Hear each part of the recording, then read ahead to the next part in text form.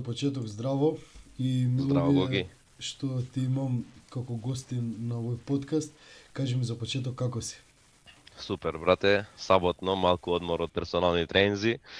Па ајде решивме да те испочитувам, затоа што почитувам се што се прави за спортот во позитивна насока. Мислам дека ваков канал треба да има македонската публика. Најмногу ради тоа што многу невистини, се повеќе невистини има на социјалните мрежи како Инстаграм, ТикТок и слично, и треба да се каже и другата страна од луѓе кои што некогаш вистина направиле некаков резултат и имаат мускули. Така. Кажи ми, со сите најчесто го започнувам подкастот со едно прашање кое што гласи: зашто баш бодибилдинг? Зошто баш овој спорт? Тоа е интересно прашање за мене, затоа што јас со бодибилдингот прв пат се здружив многу случајно. Кога се запишав на прва година средно во гимназија, тогаш имаше некоја реформа каде што мораше да се оди на 2 часа да се одбери, секој ученик требаше да одбери 2 часа по кои ќе оди на дополнителни активности. И тоа траеше 3 месеци по 3 часа неделно беа. Имаше математика, физика, македонски, биологија и сите други предмети, и имаше и физичко. И нормално, јас како спортист, инаку тренирав карате и фудбал претходно, едниот од часовите беше физичко образование. По физичко образование за машките имаше оддел фитнес, за женските имаше аеробика. Тоа беше единствениот час од сите часови каде што требаше да се плати за да се оди на часови. Цената беше 800 денари, требаше да одиме во Powerhouse, тоа е теретана на Дејан Маслов инаку, каде што јас тогаш прв пат го запознав, сега ми е буквално брат. Тогаш ми беше и тренер. Од цела гимназија само двајца се запишавме на фитнес, јас и Петар Марковски, тој е негов братучет. И тргнавме на тие часови каде што знам, ја памтам и датата, 21 декември беше околу 7 часот навечер, во 2004 година. И одиме, се запишавме на пултот во теретана, значи тогаш имам прв пат допир со теретана. Го запознав Дејан беше во една рамбовка плава, вежбаше гради бенч 120 кила, огромен, и прв пат јас гледам билдер во живо. И си викам, сакам да изгледам вака. И кога го прашав, имаше огромни стрии на рамењата. Прашувам што се овие линииве на рамената, тоа рече кога ќе имаш доволно мускули, ќе ги имаш и ти. И така си зацртав една цел во главата, дека јас морам да ги имам стриите на рамената. Првиот тренинг беше тренинг за грб. И јас мислам дека во тие 3 месеци 12 кила накачив. Значи, одев на тренинг, ни даде насоки што да јадеме, насоките беа повеќе јајца, повеќе месо, знаеш, билдерска храна, немаше никакви суплементи. Кога завршија 3 месеци, јас се влюбив, прашав дали може јас да си продолжам да си тренирам, да рече слободно, чланарината си ја 800 денари, може да си продолжиш да си ја плаќаш чланарината. Продолжив, прашав дали може да доаѓам повеќе од 3 пати неделно, рече можеш да доаѓаш и 6 и 7 пати, но доволно се, еве да речеме и 5 тренинга неделно да правиш. Имав многу голем напредок, си ја сватив работата сериозно, уживав во вежбањето. Можда некој 25 кила во година и пол ставив мускулна маса, во пубертет 14-15 години. Веќе почнав да изгледам многу различно од сите други машки деца кои учеа со мене во гимназија, бидејќи бев сам единственото дете кое тренира. Па направивме едно како такмичење со мојот другар Петар Марковски, кој заедно започнавме. Почна да ми бега 1 сантим во бицепсот на раката и си викам не е можно, ја вежбаме исто, јадеме исто. И едно сабајле одам во теретаната, си го имав заборавено ранецот и го гледам Петар Марковски, опсо, лајчето, креатин пие натре, си го скрил креатинот таму. Тогаш почнав да пијам јас креатин. Прашав што друго можам да земам, а е безбедно, ми дадоа веј протеин и аминокиселини. Имав уште поголема сила, уште поголем напредок и така уствари тоа се моите почетоци со бодибилдингот. Одлично, и дефинитивно можам да кажам дека си прв гостин кој што волку опширно влезе на ово прашање. Сега, следно кој што би сакал да знаме за тебе, кажи ми каква е транзицијата од Бобо како рекреативец до Бобо како надпреварувач? И тоа е доста интересен одговор имаш тука, бидејќи во 2007 година се направи форум за бодибилдинг македонски. Тоа го направи АПО, тоа беше другиот собственик на теретаната во која јас вежбав. Форумот се викаше steroidi.com.mk. Таму бевме буквално сите билдери, јас тоаш не бев билдер, јас тоаш бев дете кој е влюбено во спортот, но таму можеше да ги најдеш Тоше Живков, Тоше Зафиров, таму беше Мирко Петровски, значи сите звучни имиња од светот на бодибилдингот во тоа време. И буквално таму беше една заедница од 5000 члена, каде што можеше да се постави било какво прашање и да се добие одговор од стручни, но и нестручни лица, па потоа таму имаше дискусии нормално. Можеше сите си се представувавме, си имавме свој трет каде што ќе се викаше, на пример, мојот се викаше Бован Умовски, таму си го постирав со слики мојот напредок. Беше многу интересна и многу добра работа. И памтам дека беше јули месец така нешто. Јас имав една слика од теретана како вежбач, слечен во горниот дел на телото, која не сакав да ја постирам на форумот. Воопшто дотоаш немав ни профил на форумот. Ја постира АПО и имаше напишано долу еве како изгледа еден потенцијален јуниорски шампион во Република Македонија. За под него да добијам коментар од актуелниот шампион јуниорски на Република Македонија Мартин Мрчковски, каде што се спремаше повторно за атлета на Македонија во октомври и имаше напишано изгледа како јас во 7 оделение. И АПО доаѓа со мобилниот на вежбање и ми вика, види каков коментар доби на сликава. Го читам коментаров и викам, кој е овој? И вика, тоа е бодибилдинг шампион на Македонија јуниорски, сакам да го видам како изгледа и го гледам како изгледа, дечкото беше добар. Моментално беше и на хемија, значи на маса, имаше слики на форумот, значи можеше да се види се. И викам, дали можеш да ме спремиш за атлета на Македонија да го поведам. И викам, можеш, се што треба се ќе направам, викам.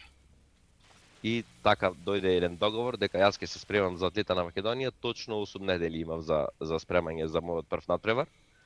Во меѓувреме Мартин падна од мотор 3 недели пред надпреварот, имаше повреда на ногата, тоа морам да го кажам.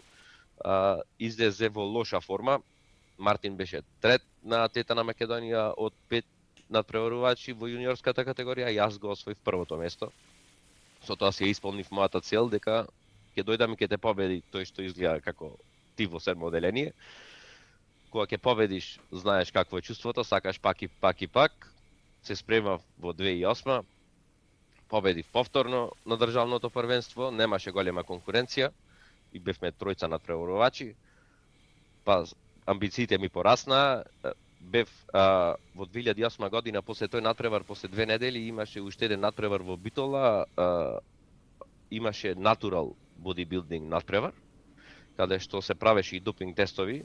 Таму никој не беше натурал, но се правеа допинг тестови и пројдовте се. Да, таму бевме 5 во категоријата, беше меѓународен надпревар, не беше државен, значи имаше и од Србија и од настрана луѓе. Таму Оливер Котески му дадоа прво место, бидејќи е битолчанец. Сите знаеме што се случи на тој надпревар кој го гледа надпреварот. Јас имав можда 15 кила повеќе мускулна маса од него. Не бев најспремен, но бев доволно спремен за да го победам надпреварот. Јас добив второ место. И Оливер како да ми стана конкурент за во иднина. Сакав да го победам. И јавно на форумот го повикав да се спрема за 2009 година на државното првенство да излезе. Јас се спремав цела година за тој надпревар. И тој се спремаше цела година за тој надпревар. Кога излеговме, јас бев прв, тој беше втор. Од тука заминувам на светско првенство во Биалисток во Полска, каде што имам многу лошо искуство од страна со тоа што ќе имав многу подобар пласман доколку не си ја заборавав бојата во хотелската соба. Излегов без боја, а бев многу спремен, тоа ми е најдобрата форма во животот што сум ја имал некогаш. Па 2010 излегов уште еднаш во јуниорската категорија со тоа што имав цел да бидам првиот јуниор кој бил апсолутен победник на Македонија. Значи, тогаш јуниорите влегува во апсолутна категорија па имаше нели лесна, средна, полутешка, тешка категорија и ветерани, сите категории, сите победници излегувавме за апсолутна категорија. Каде што сметам дека имаше една неправда и таму, но да го заборавиме тоа настрана. Ми го дадоа третото место, Гоце Мојсовски беше втор, Паљо беше прв. Паљо излезе, тој го организираше такмичењето, требаше да излезе како гостин позер, но накрај нешто во последен момент се смена и рече јас ќе излезам во тешка сам, победи во тешка сам и излезе во апсолутната категорија и му дадоа награда првото место апсолутна категорија, каде што јас буквално се разочарав и требаше да одам на светско првенство повторно, но му реков трнете се, не сакам повеќе да ми изборувате за никакво светско првенство кога не ме почитувате во Македонија, зашто би ме почитувале надвор, почнав да јадам junk food и готово формата веќе беше доволно лоша за јас да не продолжам да излезам на светско првенство. Многу интересна тема за зборење. Многу имам да кажам, ама пубаво е да останам за некои теми воздржан, поради тоа што има доволно материјал да се види сите такмичења кај што излегуваш и твојата конкуренција и твојата форма, така да пубаво е да се остане за некои теми и воздржан. Види, има една позитивна работа во денешно време, се помалку такви работи се случуваат негативни, Да. Спортот оди во права насока. На судењата речи си да нема грешка, нормално секогаш судењето за некој ќе биде фер, за некого нема да биде фер, но сметам дека многу е подобрено и пофер судењето во денешно време него што беше пред 15 години. Така, Бобо, кажи ми, поради тоа што кажа дека твојот конкурент, првиот конкурент кој го имаше, кој што те повика да излезеш прв пат на надпревар, кажа дека бил на циклус, значи зимал допинг, зимал хемија. Кажи ми сега, тоа што ме интересира мене е твоите први припреми. Дали беа со плюс нешто или излезе сосем натурал? 20 милиграми винстрол на ден, последните 5 недели, и за кардио последните 3 недели земав екастак, тоа ти е ефедрин, кофеин и аспирин, тоаш го имаше, сега го нема. Инаку многу опасна работа, бидејќи имаше 50 мг ефедрин, 300 мг кофеин и 150 мг аспирин во него. Значи тоа е нешто што ти дава ненормална сила, ненормална издржливост за време на тренингот, но е многу натовар на кардиоваскуларниот систем и не би го препорачал на никого. Но тоа доста ми помогна за толку кратко време да влезам во форма и да си се представам во најдобро светло. Така. Веќе кога го спомена ефедринот, колку мислиш, во претходниот подкаст истото го разговаравме со претходниот гостин, колку мислиш дека во текот на припремите психостимулансите се неопходна работа? Па види, најнеопходна работа на припреми е мозокот. Значи, доколку си спремен да издржиш тортура, ќе бидеш успешен билдер. Доколку не си спремен да издржиш тортура, и со психостимуланси, и без психостимуланси, ти нема да бидеш добар билдер, затоа што се знае дека мора да дојде до мускулен отказ на секој тренинг, бркаме тежина, бркаме за време на диета треба да ја одржаваш тежината што си ја кревал да не оди надолу, затоа што ако оди надолу тоа е знак дека ти опаѓа мускулната маса, нели? А јадиш малку калории, значи да, психостимулансите во моментот ќе ти помогнат да ти го олеснат тој товар на мозокот и можда ќе ти дадат некој степен на мотивација, но сметам дека не треба да се тоа што ние треба да се стремиме кон психостимуланси за да направиме добар тренинг. Со тоа што ако земаш ефедрин, ако земаш кофеин, со самото тоа пулсот оди нагоре. Да. Значи и опоравокот меѓу серии ќе ти биде поспор. Јас серијата наместо да ја почнам со 80 срцеви од куцаи во минута, јас ќе ја почнам со 110 срцеви од куцаи во минута.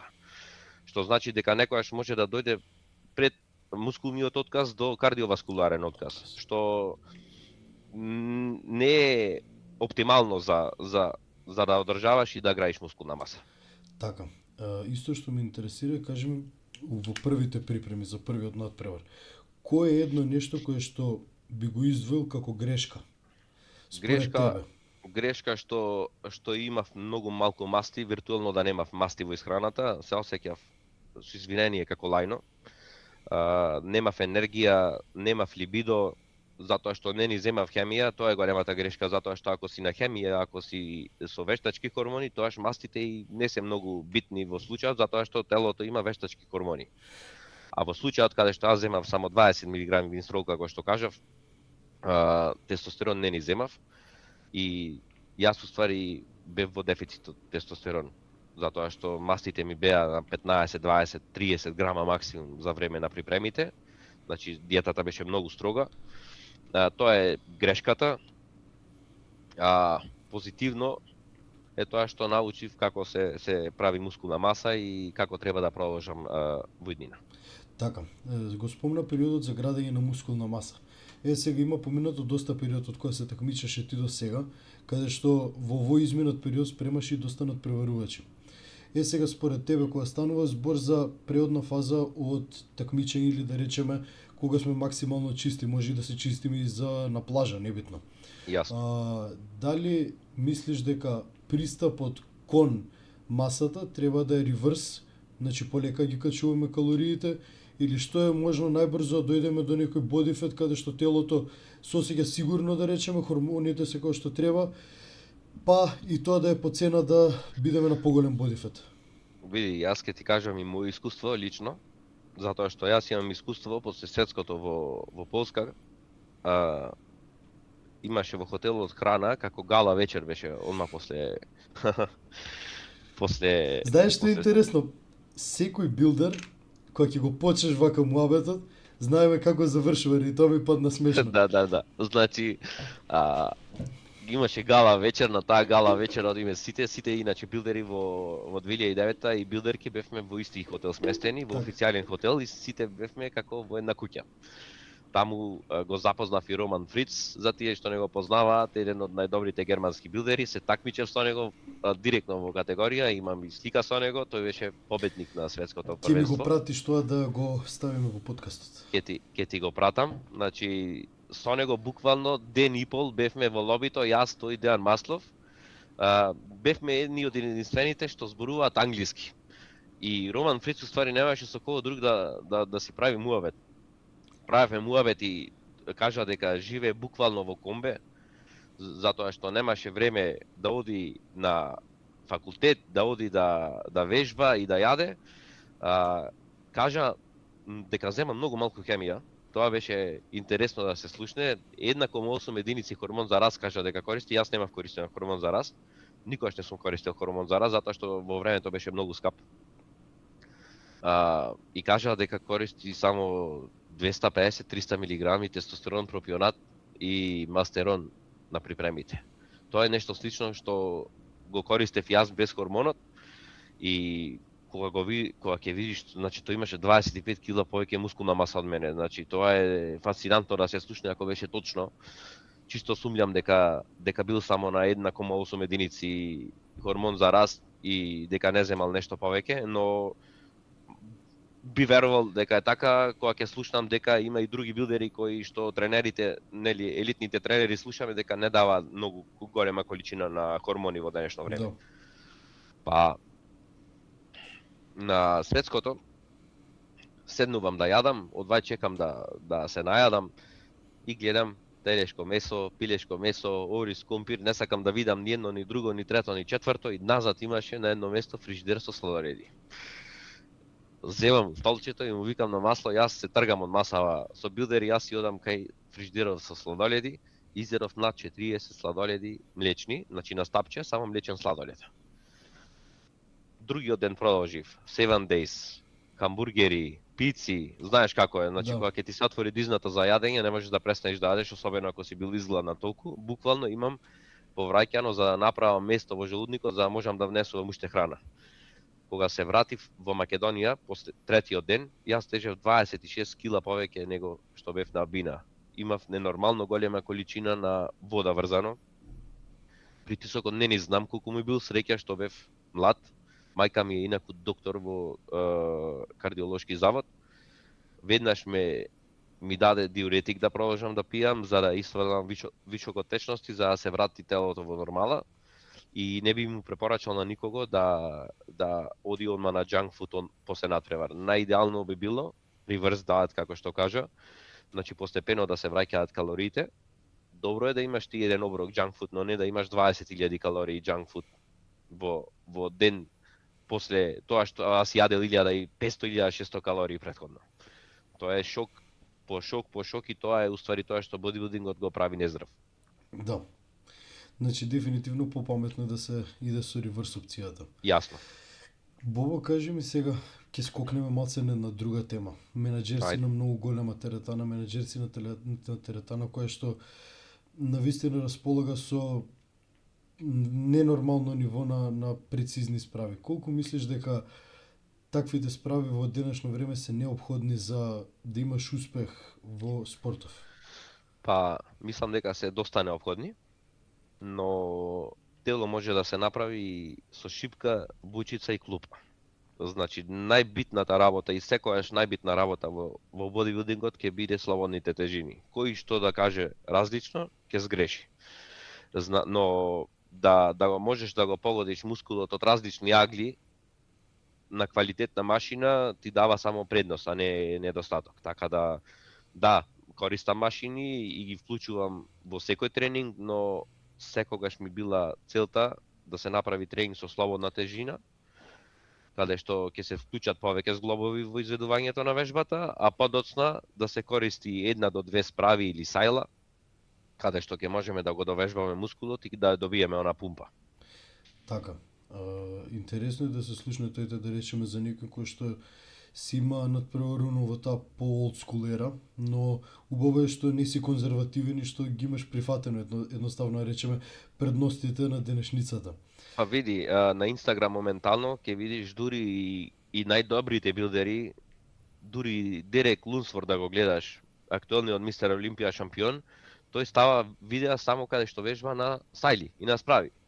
Но јас имам едно видување тука, каде и ќе го кажам сега, Дерек Лунсфорд никогаш не бил во она грејни форма, значи, мислам, тој сигурен сум дека користи и слободни тежини, затоа што таа маса што ја има не може да ја направи без користење на слободни тежини.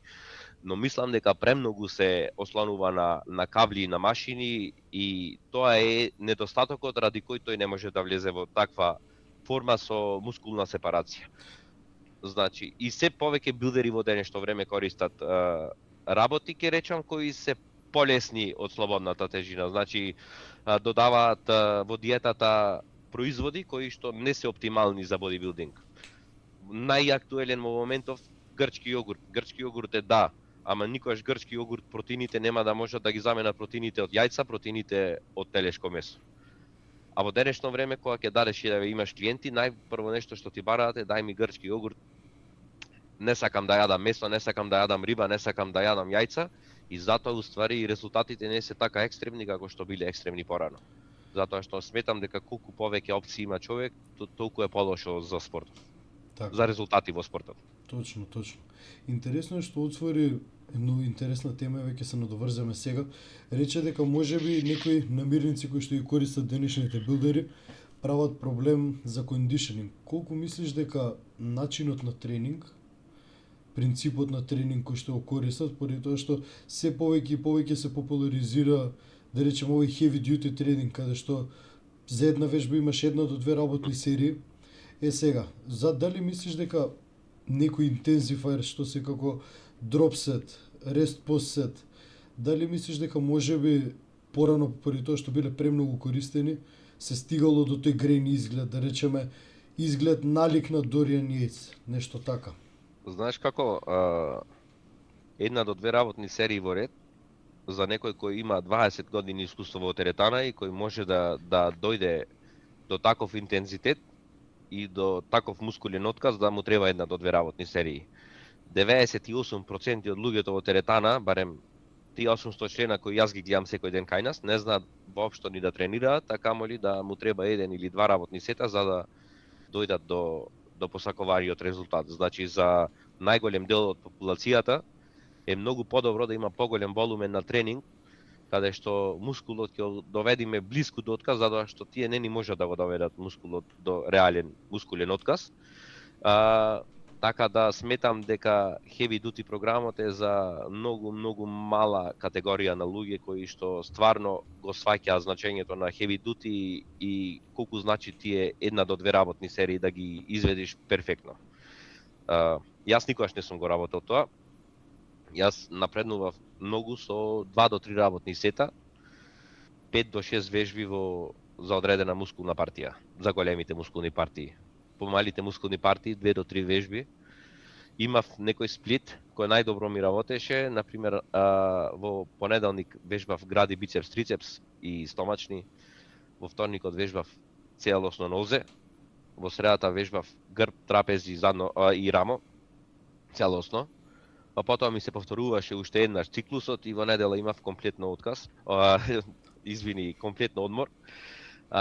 И од понеделник почнував повторно. Значи тој сплит ми се виде како најдобар лично за мене, тоа не значи дека тоа е сплит кој би бил добар за сите, но на крај крајава сплитот и не е многу битен, битно е да се дојде до тој прогресив оверлод каде што ќе имаме напредок, односно ќе ни покаже телото дека ние имаме раст на мускулната маса од тренинг за тренинг.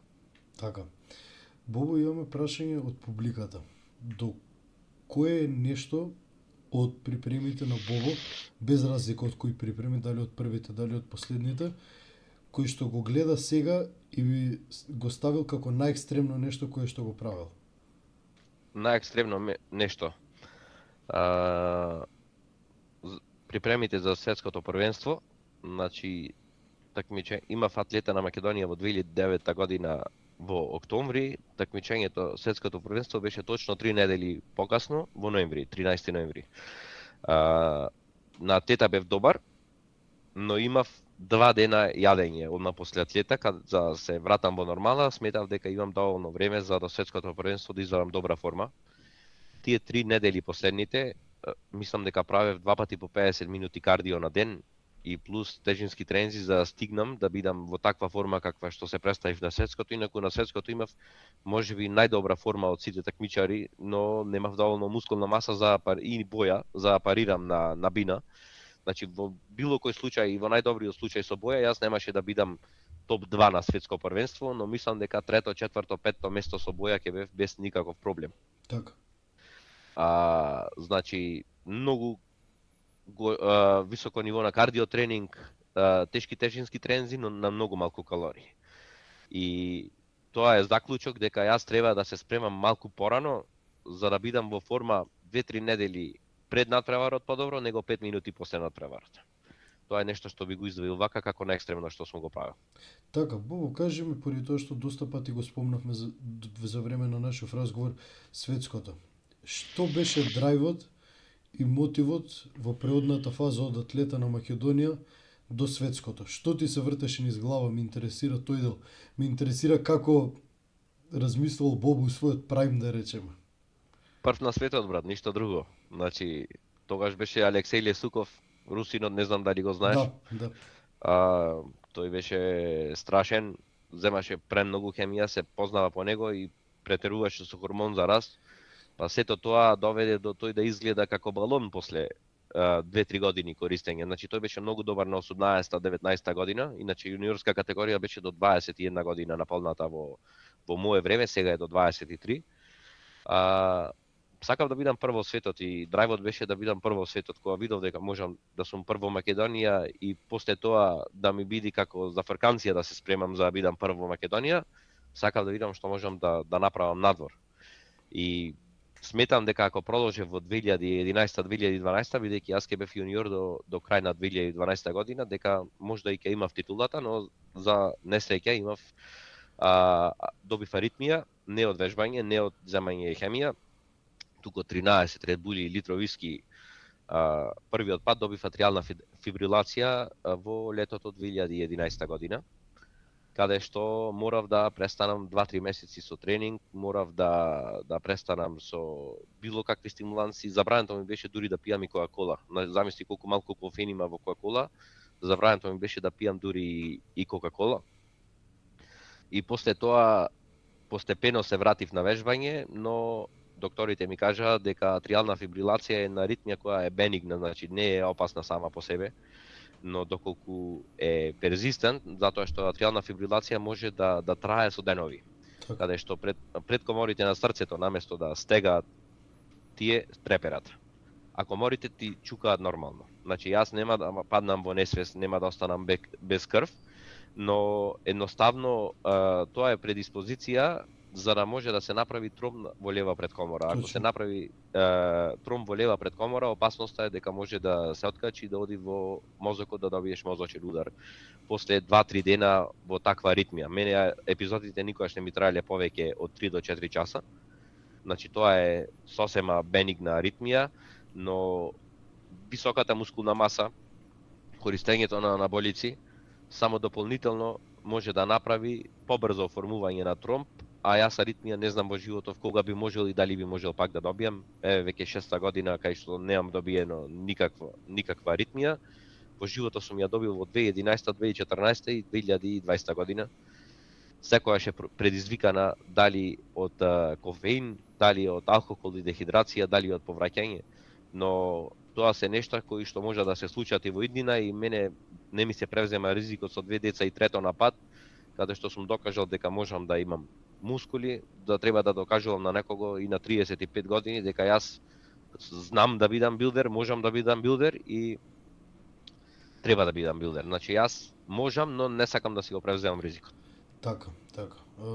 Бобо, кажи ми, спомнаете, фамилиарен човек, имаш бизнис кој што го водиш. Кажи ми, кој е начинот за наоѓање баланс во целото?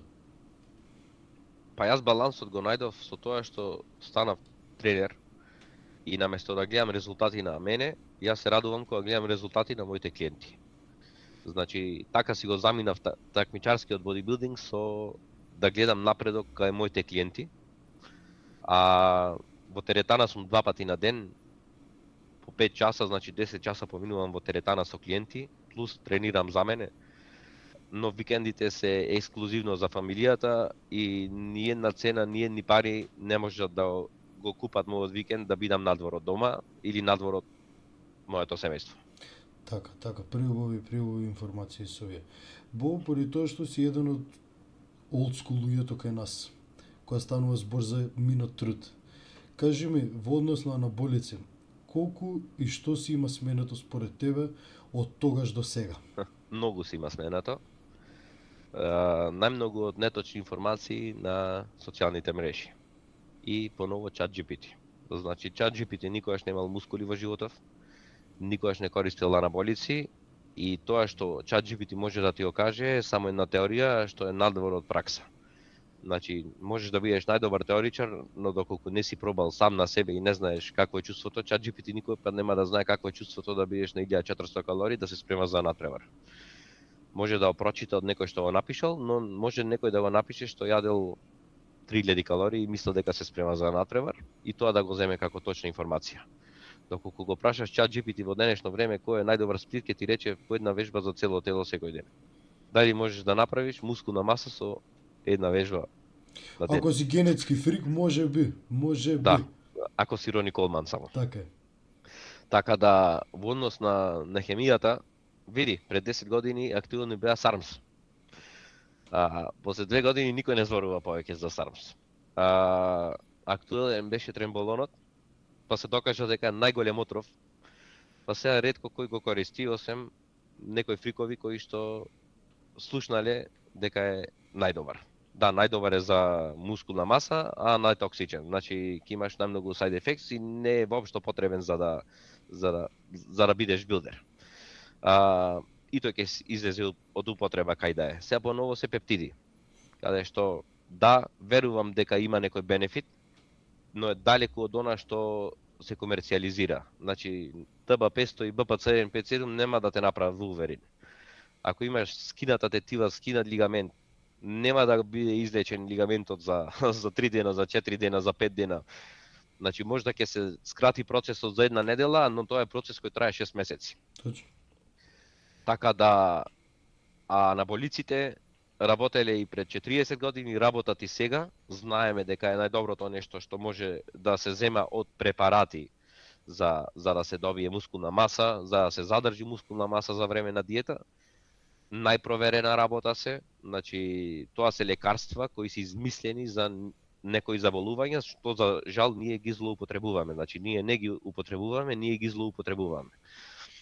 И една лента аспирин да испиеш на ден, ќе добиеш крварење на желудникот. Значи тоа е злоупотреба на аспиринот. Ако пиеш една таблета, ќе ги добиеш бенефитите од аспиринот. Така да треба добро да се размисли воопшто пред да се почнува со било каков циклус, со било која хемија, затоа што тоа е потпишување на договор со ѓаволот дека во иднина може да се случи некоја несакана работа. Така, би се надоврзал на ова прашање кое што го имаме добиено. Дали мислиш дека може да се изведат припремни, посебно крајната фаза, без орални стероиди? Никогаш нема да биде резултатот исти со орални и без орални стероиди на крај. Според мене. Од кој аспект? Па, например, винстрол ќе спомнам прво. Тоа е најупотребуван лек орален за време на крајната фаза на припреми.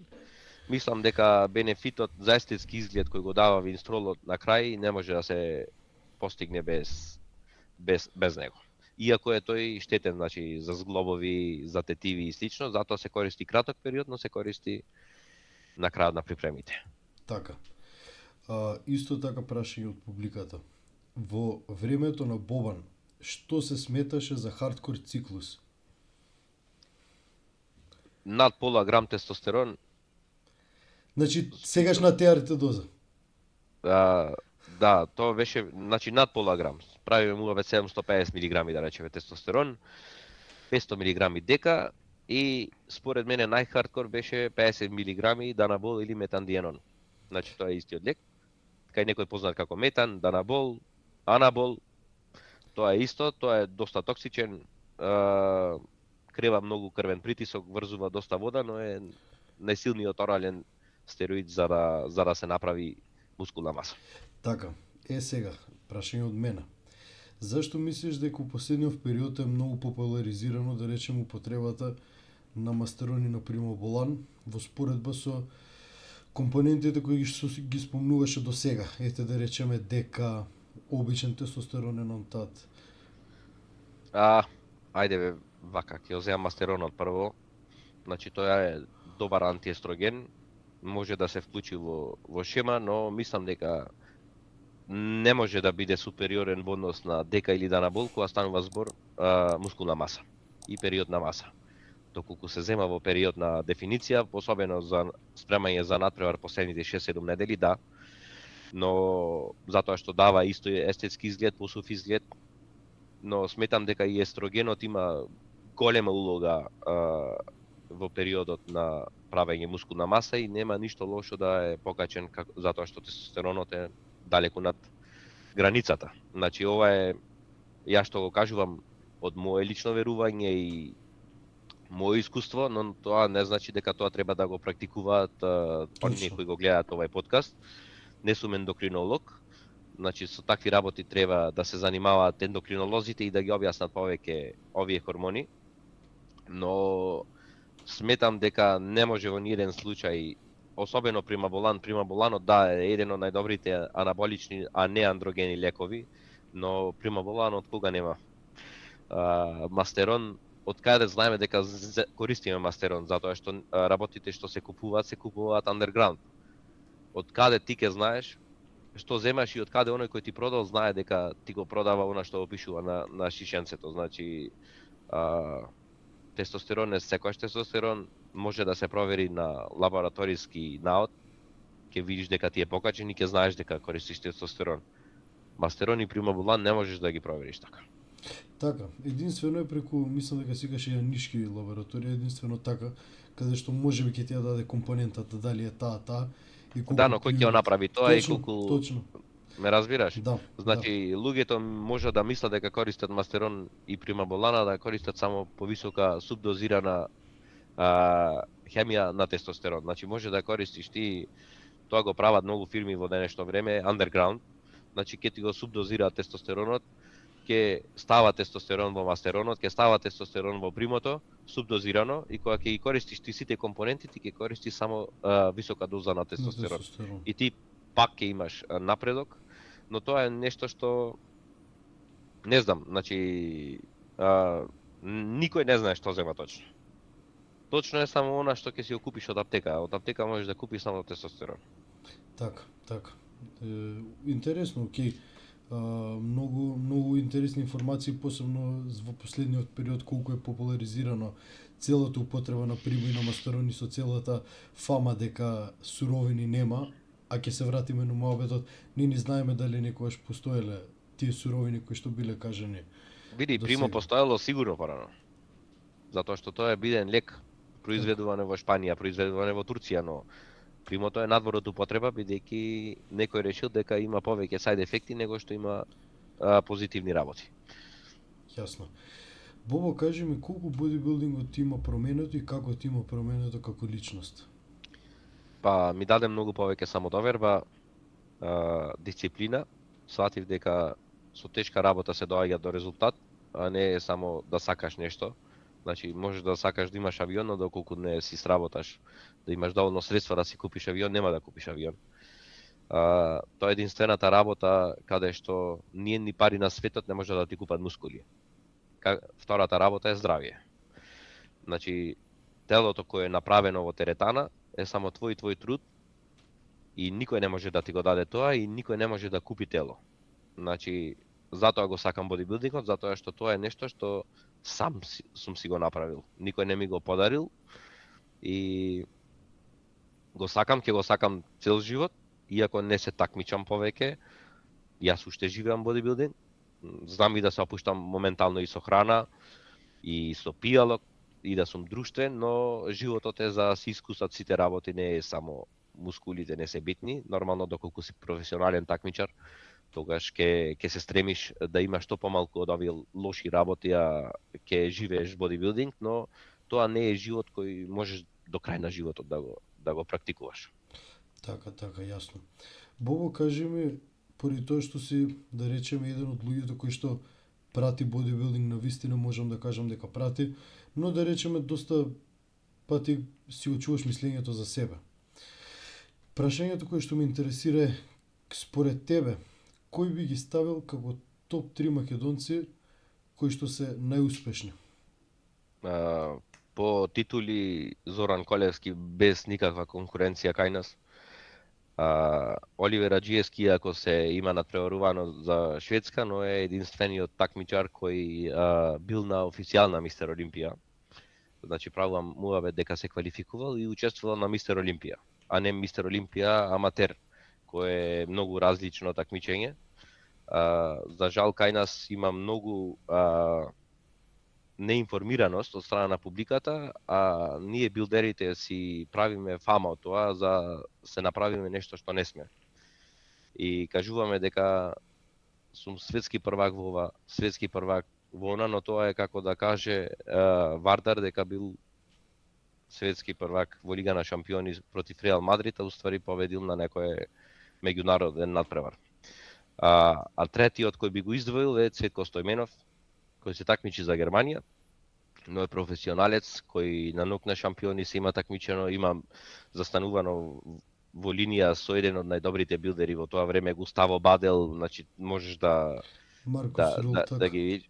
Да, така да тие се тројца македонски билдери кои би ги издвоил како дека има најдобар резултат, но тука не можеме да не го спомниме Тоше Живков, не можеме Мирко Петровски да не го спомнеме, така? Не можеме, имаме ние многу квалитетни билдери во нашата земја. Така, кога збориме пласирање, да речеме, ете меѓу нас, посебно тебе би те ставил како бодибилдинг експерт, некој кој што е со години во ова. Како би го наместил скалилото од долната граница на пирамидата до горе? Како да се стигне до врвот? Кои се нивоата според тебе? Па само со напорна работа, значи нормално дека прво треба да се докажеш во нашата земја. Доколку не можеш да си прво нашата земја, немаш што да бараш надвор. Нели, целта на секој бодибилдер е Мистер Олимпија. За да се дојде до Мистер Олимпија, значи треба да се такмичиш во NPC лигата. Значи треба да победиш на меѓународно такмичење во NPC лигата, за да можеш да се добиеш со NPC Pro карта. Па со таа NPC Pro карта потоа се добиваат нели доволно поени, треба да собираш поени за да можеш да се квалификуваш да учествуваш на Мистер Олимпија, која е многу тешка работа да се направи. Ние кои го пратиме спортот знаеме за што правам сега муавет. За останатите треба да доста читање и образование на оваа тема.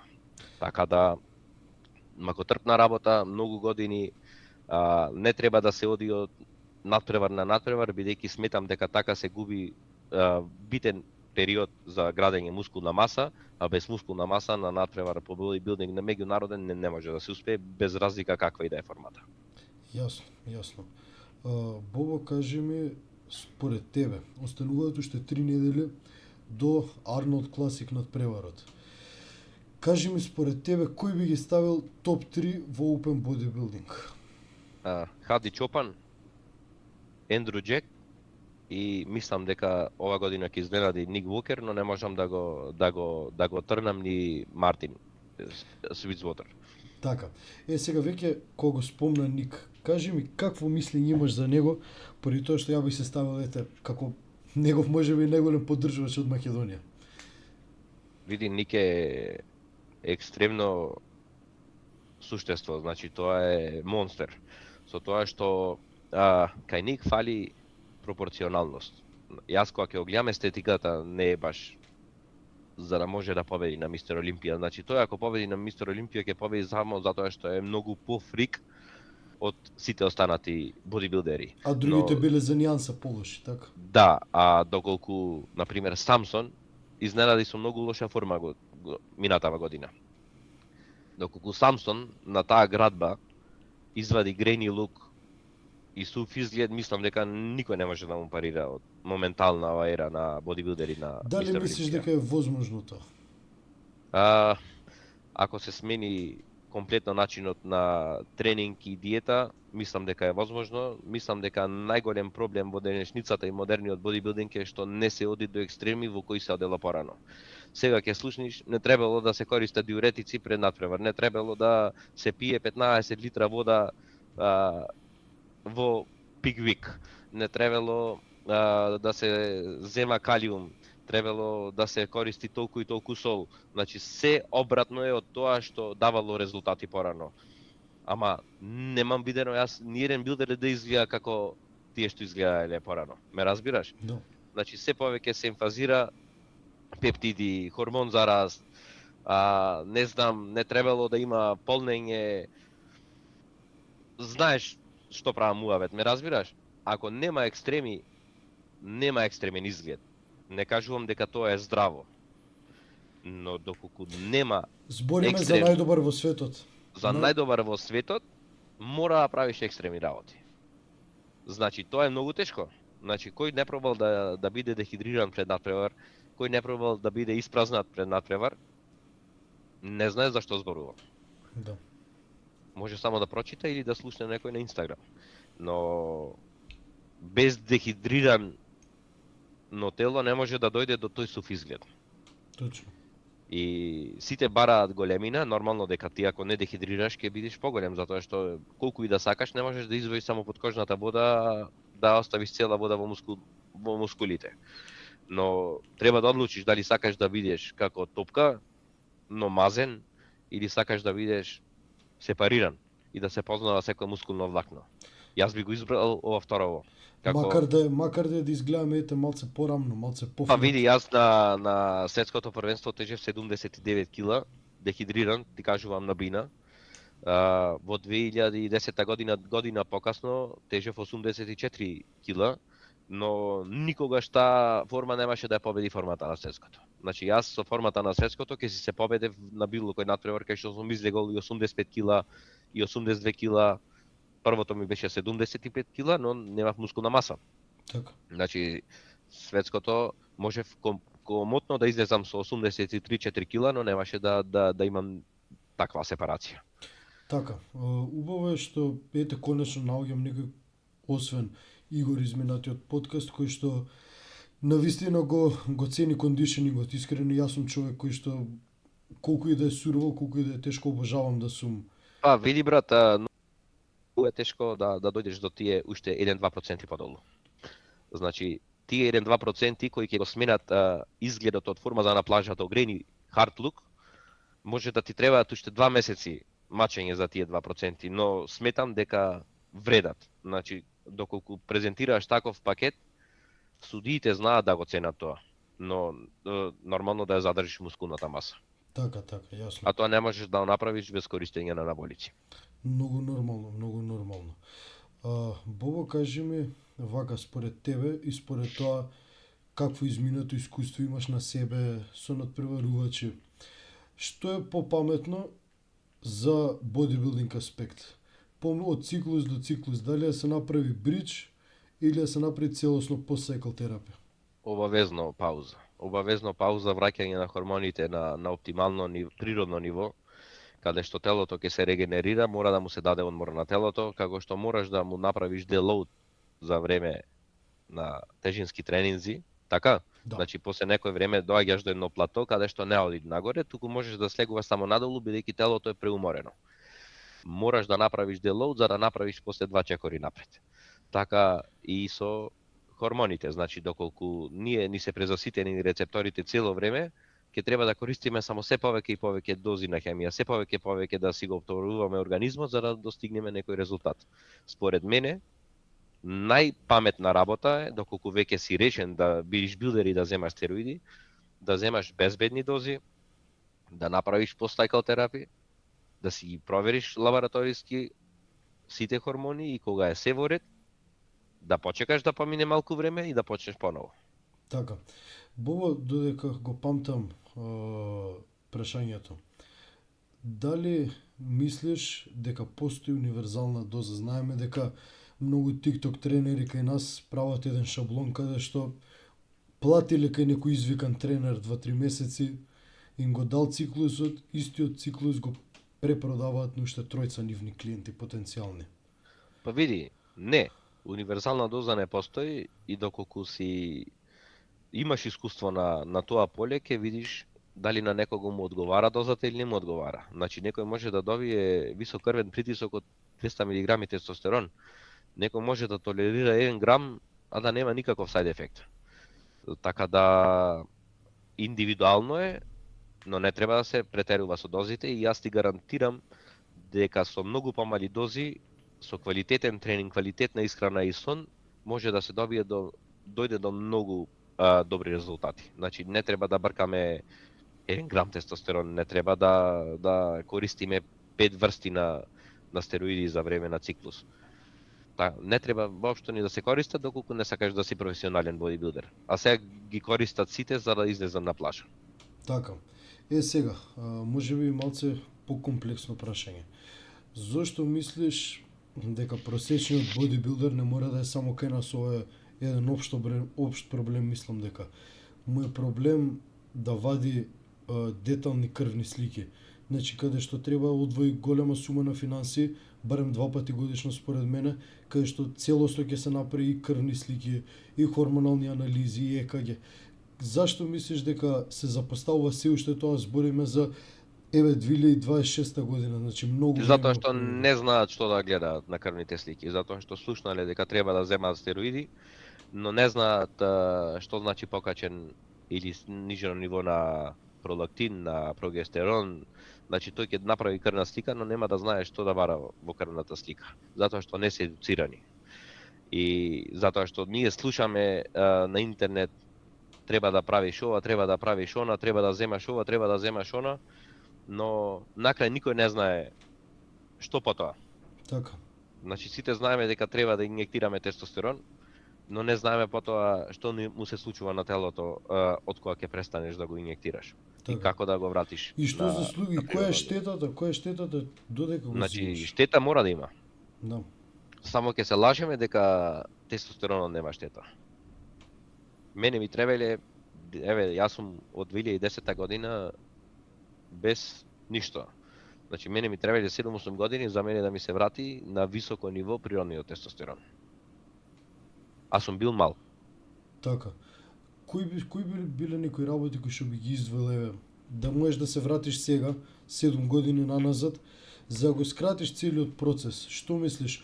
Нормално за се треба време, за секоја штета е потребно време. Но кои Па се не сум правел лабораториски налази, бидејќи во тоа време никој не знаел дека треба да се прави и што треба. Значи тогаш се даваше шема за постсайкл терапи, без разлика која и да си земал дозата на стероиди, без разлика колку да си ги поместил или не си ги поместил хормоните, дозата на постсайкл терапи беше едната иста. Кај некого тоа може да работи, кај некого може други проблеми да предизвика, да се крене многу естрогенот, да имаш проблем со либидо после тоа. Значи, треба се да е контролирано, се треба да е со лабораториски наод, затоа што сите сакаме да останеме што е можно подолговечни и здрави. Во ден нема период во минатото каде што умирале повеќе билдери него сега. За жал. А тоа е затоа што се експериментира со лекови, затоа што никој не прави стрес тест, еко на срце, еко на бубрези, црн дроб, не си проверува хормоните и комплетната крвна слика. Се спремаат во пиквик за надпревар без да проверат јонограм, односно електролитите и балансот на електролитите во крвта. Значи, кога земаш диуретик, треба да знаеш како вид на диуретик земаш. Има диуретици што штедат калиум, има диуретици што не штедат калиум. Треба да знаеш колку калиум треба да земаш, доколку земаш диуретик што не штеди калиум. Треба да пазиш на натриумот. Значи тоа се работи кои што може да доведат многу лесно до смрт на одредена индивидуа, доколку се излезе надвор од балансот. Така да сметам дека треба многу познавање, но исто така сметам дека ние како фитнес тренери и бодибилдинг тренери не сме компетентни за тоа јавно да го зборуваме на социјалните мрежи, бидејќи ова еден ден може да го гледа и мојот син кога ќе порасне и да сака да проба нешто што јас сум го кажал, а да е штетно за него. Значи ова се што зборуваме е штетно и луѓето треба да разберат дека е штетно. И бодибилдингот, такмичарскиот дел е штетен. Значи тој што ќе ти каже дека бодибилдингот е здрав спорт, лаже. И треба луѓето да се свесни дека доколку изберат бодибилдинг и тој лајфстайл, треба да си го жртвуваат дел од нивното здравје за резултати во овој спорт. Така. Бобо спомна користење на диуретици. Најчесто, кога се работи со клиент надпреварувач, најголемата глупост што може да ја направи еден клиент е да земе плюс на своја рака нешто. Најчесто тоа што се зема е диуретик. Кажи ми, дали Бобо како тренер се уште се занимава со спремање на надпреварувачи и доколку не, зошто? Мој надпреварувач никој пат не зел повеќе од тоа што сум го кажал, бидејќи сум го потенцирал дека ќе си го ризикува животот, а и ќе си ги измоча мускулите. Затоа што голема доза на диуретик не е добра за крајниот изглед. Ако такмичарот не си ја завршил својата работа на време и не изгледа како да треба да излезе на бина недела време пред да треба да излезе на бина, тогаш ни еден диуретик, ни една доза на диуретик нема да му помогне да го стопи салото, бидејќи диуретикот се користи како помагало за дехидрација, затоа што порано билдерите по 2-3 дена не пиеле воопшто течности за да дехидрираат. Се облекувале во кебиња и седеле до радиаторот за да потат, не пиеле вода за да дехидрираат. Во модерно време, каде што постојат диуретици, тоа се сведува на некои 10 до 12 часа не пиење течности, и со помош на диуретикот, односно за тие кои не знаат, тоа е лек за мокрење и за намалување на висок притисок. Значи исфрламе вишокот на течности, односно тие течности кои сакаме да ги исфрлиме, за да дојдеме до одредена килажа. Ако бркаме килажа, нели има сега категории каде што мора да се брка и килажа, но тоа не треба да биде екстремно во никој случај. Значи секогаш прво треба да бодибилдерот да се стреми да биде спремен 2-3 недели пред надпревар за е минимално користењето на такви козметички помагала. Така. Бобо, поради тоа што знаеме дека кај нас во држава најчесто сите надпревари се прават во Скопје. За жал. Да. Еве овој пат имаме прва прилика каде што после кој знае колку време Од 2007 година. Да, надпреварот на Херкулес Гран При домаќин ќе биде Охрид, каде што ти си еден од домаќините. Кажи ми какво е чувството и Што се очекува? Што може да очекуваат гледачите? Види, јас сметам дека ние како јавни лица на бодибилдингот на Македонија можеме да покажеме колку го сакаме спортот и колку го сакаме бодибилдингот преку работи кои ги правиме без да имаме материјална корист од истите. Значи, организирање на ваков натпревар треба многу голема количина на пари, кои за среќа се најдени од спонзори, дел е подпомогнато од Општина Охрид, дел е подпомогнато од Министерството за спорт, од Бодибилдинг Федерацијата на Македонија, но идејата за овој натпревар беше моја, каде што го замолив на претседателот на Бодибилдинг Федерацијата Буван Ѓоровски да ми ја даде честа да го организирам овој натпревар во наредните 4 години во Охрид, со тоа што во Охрид имаме аеродром, кој за среќа пред една година почна да има директни летови од Истанбул, а знаеме дека на нашите натпревари најмногу доаѓаат турци. А Истанбул е еден од најголемите аеродроми во светот, каде што се поврзуваат сите други аеродроми. Точно. Значи, во Европа може да дојдат во Охрид скоро сите такмичари со директен лет директно до Охрид. Со тоа што имаме официјален хотел, како што јас имав официјален хотел на светското првенство, сите натпреварувачи ќе бидат сместени во тој хотел. Газдата Борис, ќе го поздравам од хотел Тино, мене ми е клиент кој направи ненормална трансформација во 6 месеци, се залюби во спорт на стари години, инаку кафански човек. И излезе во таков пресред што на сите натпреварувачи за многу ниска цена ќе има неограничено јадење билдерско за време на нивниот престој таму од 3 дена. Значи ќе има неограничено јадење на варен стек, варен ориз, варен компир, варен зеленчук, ништо не посолено, посебно да си имаат сол, вага за мерење, значи секој бодибилдер нема да треба да си носи храна од дома, туку секој му е тука на лице место. Имаме организиран превоз со автобуси кои ќе се земат директно од хотелот, ќе ги носиме до сала, ќе ги враќаме назад, ќе ги донесеме во нашата теретана. Кој сака да направи тренинг, се тоа е бесплатно.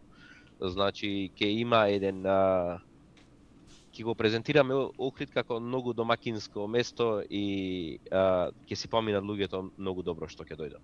Значи му имам организирано и ручеци и прошетка низ Охрид, 16 мај натпреварот, ќе биде добро времето, се надевам, така да мислам дека кој ќе дојде ќе си помине многу добро.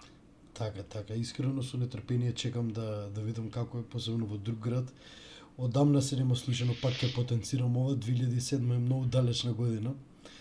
Бобо, кажи ми, како за крај, предпоследно прашање. Дали гледаш потенцијал кај нас, потенцијал за врвни резултати, потенцијал за просцена и доколку да, ако одговорот е да, дали можеш да наброиш неколку имена? Потенцијал има. Прв и единствен моментално за напросцена ќе го кажам само Божидар Пецак. Тој е единствениот билдер кој ние моментално активен го имаме. Правам муабет за билдер, не правам муабет. Значи ти си билдер, но ти си јуниор кој му треба многу повеќе мускулна маса за да се презентира како професионален бодибилдер. Значи тебе те гледам како потенцијал, но ти треба време да дојдеш до тоа ниво каде што ќе излезеш на процена и ќе си згазиш. Значи Божидар Пецак моментално е единствениот активен бодибилдер во кој гледам потенцијал. Голем поздрав до него, тој е и многу добар тренер. Моментално друг имаме во физик Давид Влајковски, светскиот шампион, значи тоа е човек што може слободно да излезе во бодибилдинг и да се згази. Да. Има многу маса, има многу добар изглед, исто така многу добар мој пријател, го поздравувам и него. И од женските Мерија Киеска, која моментално не е активна, нели е трудна, да е со среќа. Да. Можам да ја спомнам Кристина Зафирова, ако се смета за некој од Македонија. Значи Кристина ќе си згази, се надевам дека ќе излезе на Мистер Олимпија. Годинава, да. И значи тоа се четворица кои би ги издвоил, кои моментално се активни, кои може да направат врвни резултати во светот. И ти како потенцијален јуниор кој подоцна ќе се прикаже во добро светло на сениорската процена. Така, искрено фала ти, ми значи посебно од тебе, зборовите кои што ги кажа за мене, ми значат и голем елан се, посебно кога ќе слушнам вакви коментари од луѓе како што сте тебе, Божидар кој што ми е тренер, Владица од Србија кој што е, да речеме, светски тренер, човек кој што еве го однесе стрма на Олимпија едноставно. Така да луѓе кои што кажуваат такви позитивни работи за мене едноставно се повеќе елан за работа ми даваат. Подкастов е нешто кое што ете, да речеме, го правам за свој мерак, како да ти кажам, како што кажа, не мора секој пат се да има профит. Едноставно мислам дека кај нас фали ова, мислам дека многу поголема свесност ќе направиме кај самиот гледач кој што не се занимава со ова, што значи уствари бодибилдинг, колку уствари спортот убав. Па види, нас должност ни е да даваме бесплатни совети кои ќе се корисни за целата популација кој го сака овој спорт и се труди да направи нешто од нивните тела. Значи јас презирам луѓе кои што мора да му платиш за да ти направи муабет. Да. Значи бегајте од тие луѓе. Колку и да изгледаат добро, колку и да мислите дека се професионалци, доколку некој ти дава пари, ти бара пари за една обична информација, значи ние колку информации споделивме сега тука, само тука. Имаме еден час материјал. И колку информации ти секојдневно споделуваш со луѓето меѓу кои се наоѓаш во теретана или ќе те сретнат на улица и ќе те прашат нешто. Значи мора да ги освестиме луѓето, затоа што Инстаграмот за жал зема многу замав и на Инстаграм ќе слушнеш дека и со кикбек на кейблс ќе направиш добар задник. Не, со чучневи се прави добар задник. Значи за жал мора да постои вакво нешто, ваков медиум каде што ќе се кажат работите кои вистина се битни за да се направи мускулна маса. И за да се остане човек здрав. Точно. Бого како за крај. Кажи ми која порака би ми ја пренел на младите, ќе ги спомнам младите овој пат, пошто мислам дека е многу важно да се стави акцент на нив. Младите кои што сакаат да се занимаваат со овој спорт, мажи и жени, и можеби кои што сакаат да влезат потенцијално во бодибилдингот, ета речеме тотално го живеат овој спорт. Прво да си најдат искусен добар тренер. Не бидејќи сум тренер, не мора да ме најдат мене, но треба да најдат тренер кој го поминал патот на надпреварување, патот на градење мускулна маса, патот на дефиниција, бидејќи во денешно време секој втор во теретана е тренер, а уствари јас ги викам нив кројачи, затоа што не може да бидеш ти тренер, а да знаеш само да издефинираш некого, односно не ни дефинира, му слабат масни наслаги. Конфекцијски број му намалува. Да, му намалува конфекцијски број. Буквално, значи тоа е 1% од знаењето на еден фитнес тренер. Значи, многу повеќе знаење треба за да се направи мускулна маса, отколку да ослабиш еден човек. Така. Кај се хормони, кај се суплементи, значи треба да имаш врвно познавање во повеќе области за да се кажеш дека си успешен тренер. Да осетиш на своја кожа и тие суплементи кои што ги збориме, кои што се како работат, што е позитивното, а што е негативното, затоа што и суплементите имаат и позитивни и негативни работи. Точно. Значи, еден pre-workout има многу понесакани side ефект од стероиди. И побрзо можеш да направиш белја со висока доза на кофеин него со тестостерон. Друга работа е дека треба да се ослонат најмногу на тренингот. Значи тренингот е првата алатка која мора да биде максимално точна. Доколку немаме точен тренинг, џабе ни е исхраната. Ти можеш да имаш мускули само доколку имаш стимулација за да направиш мускули. Без разлика дали си во калориски дефицит или суфицит, доколку не тренираш, бадила е хранењето. Значи, сите кажуваат 80% е храната, не. Значи, 70% според мене е тренингот, 20% е храната и 10% е доволно време за одмор. Затоа што без квалитетен тренинг, без стимул, не можеш да направиш мускулна маса. Така, Бого, фала ти многу и уште еднаш нешто кој што би го надополнил ова што го кажа ти, е сите кои што се двоумат за спортов, дефинитивно посетете бодибилдинг надпреварување, ви имаме прилика да си прошетате до Охрид, едноставно да посетите спектакл каде што јас сум се заљубил во спортов кога сум видел такмичење, а камоли да имав среќа да отидам во град како што е Охрид, во организација како што е најавена, едноставно видиме нешто кое што одамна не сме го виделе. Ќе има супер дружба, значи ги повикувам сите кои го сакаат спортот и оние кои никој пат немаат видено со голо око, сопствено око бодибилдер, а ќе имаме и бикини категорија про, каде што ќе дојдат про бикини, каде ќе имаме награда од 3.500 евра парична за таа категорија. Значи сметам дека ќе има многу што да се види и би било жално доколку најпрво Охриѓани, затоа што најмногу очекуваме посета од Охриѓани, го поминат времето тој ден на кафе како што го поминуваат секој друг ден, а не го поминат квалитетно на еден баков настан кој се организира кај нас.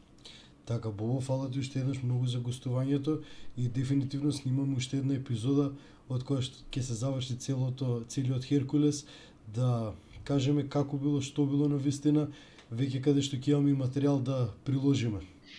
Фала ти уште еднаш на поканата, чест ми е што ме викна во твојата прва сезона со такви гости.